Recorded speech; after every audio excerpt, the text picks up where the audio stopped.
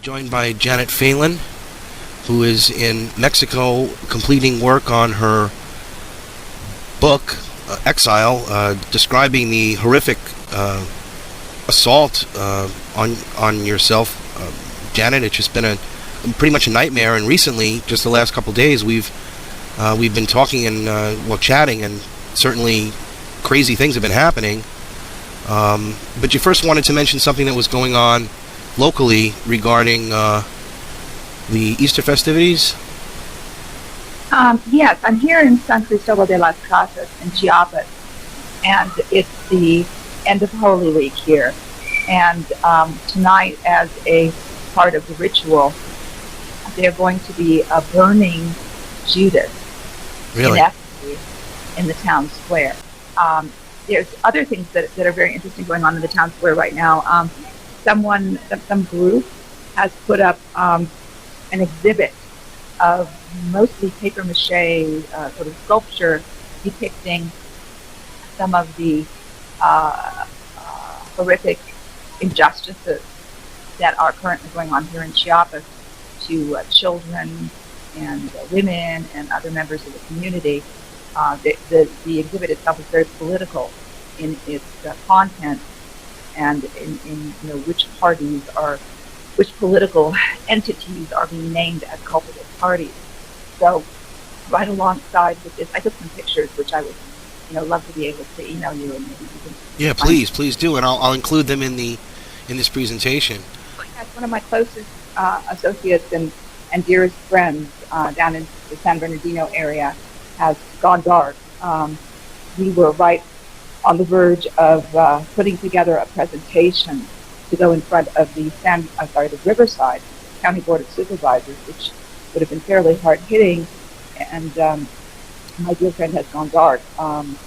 He is apparently, all right. I did have another activist call him, but as far as our year-long association and efforts, of which I want to say he has been absolutely wonderful in his dedication. He seems to have simply dropped off my radar after a year of speaking almost every day, working together tirelessly. Well, this seems to become a pattern, right, with people that you've been associated with. I think this is really redolent of is that I know personally through my own experience doing this kind of work for the last 10 years that when people start getting powerful in terms of their work and effective, then there will be attempts to mitigate and disrupt their efforts. And my original concern was that, was for my friend's safety, and he is safe. And he is, apparently something has frightened him off. And I have seen that happen over and over and over again. So I just wanted to, sort of really publicly thank him for everything he has done, on behalf of so many people, Charlie Castle, Lois Reese, myself, and, and I hope that everything goes very well for him in the future. And he, if he has been frightened away, then just that, I understand. Through this burning of Judas, I believe the community is symbolically attempting to rid itself of evil and of the evil that murdered good. And This is symbolism that I see here. And the murder of good is something that has plagued this planet throughout recorded history. Whenever people move into positions of where they are beginning to become powerful, whether they are Gandhi, whether they are Martin Luther King, the list goes on, recent concerns that Hugo Chavez, who certainly was no angel or no saint, but was certainly taking on the powers that be, and was much beloved by many people who really did, in a sense, consider him to be, their leader and their strength. Concerns now that he was possibly given that cancer, which has, brought him to the grave.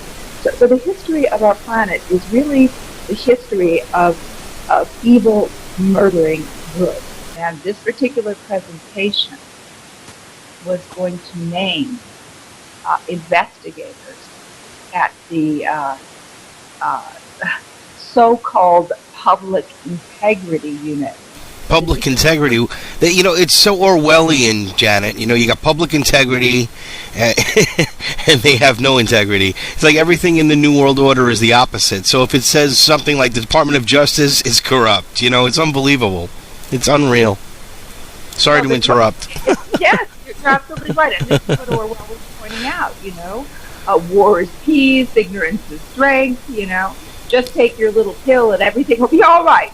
When one makes a complaint to law enforcement, whether it's the police or the DA or whatever, the complaint is assigned a tracking number. So if a law enforcement agent refuses to give you a report or tracking number, you can be fairly confident that that report does not exist. So documents were sent over to the Riverside County District Attorney's Office, basically supporting the fact of the embezzlement and also the fact of the cover-up that was executed by investigator Clayton Hughes and his Sergeant Andrew Nielsen over at the Sheriff's Department. And the investigator for public integrity, lots of back and forth emails, yes, we're doing this, that, and we're looking at the evidence and so forth. I asked investigator Matt Weinstein for that tracking number because I know it exists. For complaints going in, they have to assign the number. And at the point of my requesting that number, Matt Weinstein cut off all communication with me. He has not supplied a number. He will not return phone calls. He will not reply to, emails requesting the complaint number. That's because there is no complaint number. There's no complaint number, which means there's no complaint. Now, we've got public integrity now disappearing, covering up, furthering the cover-up that was initially embarked upon by the Riverside County Sheriff's Department. So, of course, attempting to resolve this issue, I did contact Weinstein's commander, Eric Nivens, and I also contacted the top dog in investigations at Riverside County District Attorney's Office, who would be Michael Moriarty. And, I said, we seem to have a problem here. I need that report number. No one will supply it. So what we have here, obviously, is, allegations of theft by a public official, a sheriff's department who closed the investigation before receiving any evidence and lied about the laws constituting embezzlement. They say embezzlement is a civil matter, and anybody conversant with the California Penal Code, particularly 503-504, will know that that's a clock of elephant doo-doo, that embezzlement is a crime. So now we make our final appeal to public integrity, who covers up everything. So this is what was going to be recorded in front of the Board of Supervisors next Tuesday, when my dear and beloved friend went dark. Wow. So, I appreciate really the opportunity to discuss this. I am not going to let the absence of my friend stop me from my intent on getting this in front of the Board of Supervisors.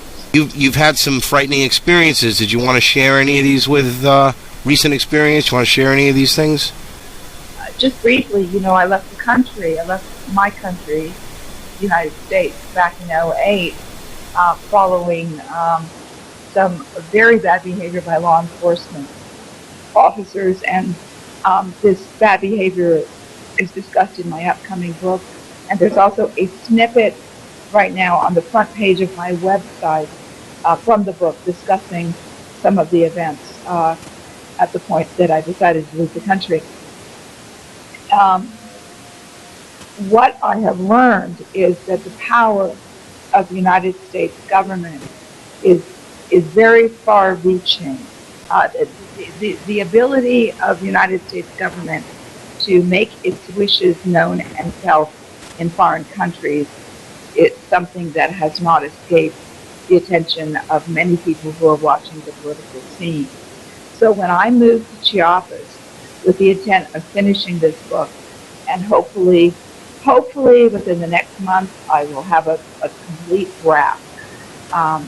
Apparently, there was a little bit of maybe a little bit of a ripple of concern that that this book will be published. If I finish this book, if I have breath and energy and life to finish this book will be published. And the book details such revocation and declaration of rights, not only inflicted against me, not only inflicted against my mother and causing her death, but goes into other scenarios, other situations that have occurred to other people. It has now been ascertained and confirmed that my home here in Centro de las Casas has been illegally entered while I was not there. The evidence is incontrovertible. So I am attempting to find another place to live. I do not feel safe with somebody coming into my house when I'm not there. And I did go to the police. I did file a declaration, which I feel is important for them to have, even though they kept trying to shove it back at me like take this somewhere else. And it's like, no, this is for you. This is your copy. I actually translated it into Spanish, so that was my English and Spanish declaration. And I made sure that the representative named Ivan Salas kept it. So I am once again being subject to some sort of attempts to enter my home and do whatever these people do when they enter your home. They usually either take things or leave things. The things they leave may be dangerous, so I think it's time for me to move. So I think you're right. I think you're right, Janet. Yeah. That's the update on that. So anyway, I appreciate you getting me on the air about this. We're going to be, as I talked earlier, we're going to be burning Judas here in the square tonight. But unfortunately, I think that in order to rid the planet of evil, this symbolic effort is basically only going to be a feel-good event, because forces of evil and darkness are very strong right now, and good people, decent people who are being hurt. Some of them are doing nothing. They're just like my mother. They're old and vulnerable. Some of them, like my friend who has now gone dark in San Bernardino, was attempting through his own internal moral compass to do wonderful things to help other people, and has now apparently been cowed into submission. So the burning of Judas will take place, but evil will apparently continue to thrive until it can be entirely unmasked and shown for what it is. Well, you're right, Janet. You have to know the enemy, and we have to keep exposing the enemy and the enemies. And the enemies are in many cases, our leaders and people that we put our public trust into. Janet, I want to thank you for joining me tonight. I know you're going to go watch them burn Judas in the town square to get rid of the evil forces of the world. But hopefully we can all, like you said, join together and fight the New World Order, one day at a time, one good act at a time. Thank you again. Thank you again. Good night, Howard. Good night, Janet.